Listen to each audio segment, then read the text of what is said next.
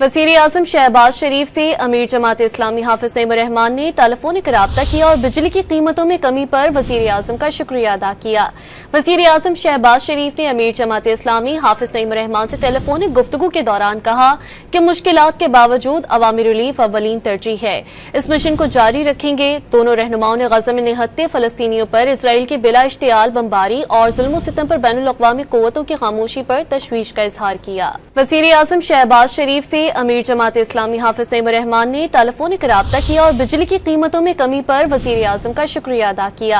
वज़ीर आज़म शहबाज शरीफ ने अमीर जमात इस्लामी हाफिज नईम रहमान से टेलीफोनिक गुफ्तगू के दौरान कहा कि मुश्किलात के बावजूद अवामी रिलीफ अव्वलीन तरजीह है।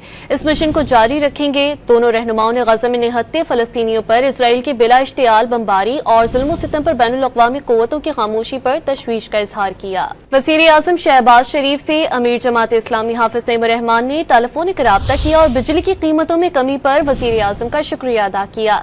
वज़ीर आज़म शहबाज शरीफ ने अमीर जमात इस्लामी हाफिज नईम रहमान से टेलीफोनिक गुफ्तगू के दौरान कहा कि मुश्किलात के बावजूद अवामी रिलीफ अव्वलीन तरजीह है।